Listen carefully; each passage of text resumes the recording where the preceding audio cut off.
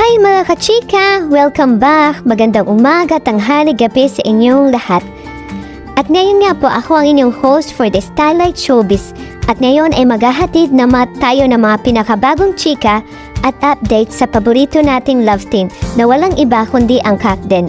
Kaya wag nang magpalibig-libig pa, simulan na natin ang latest updates. Gandang life mga kachika! Naging trending ang pagyayakapan ng Kakden sa airport. Nakauwi na nga ng Pilipinas ang Hello Love Again team galing Canada.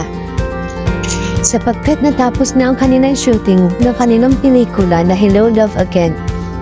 Kakden fan masaya sa ayuda na nakita kung saan nagyakapan ang dalawa bago manghiwalay at syempre marami ang kinilig.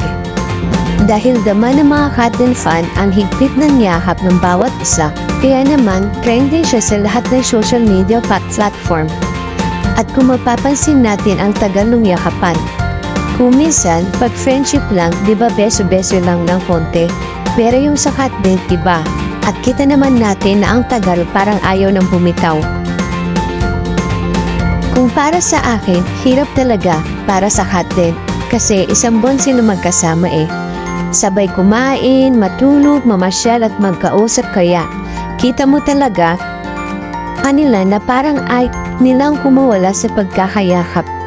Hindi kaya may something na sa Kakden? Na alam naman ng marami ang Kakden fan ang matutuwa kung totoo man na may special feeling na sila sa bawat isa. Ito lang po yung sure ko na nung mula nung mag-Canada sila, mas lalong lumalim yung pagkakaibigan nila. So that's it for today's video. Maraming salamat po sa patuloy na pagsubaybay. God bless!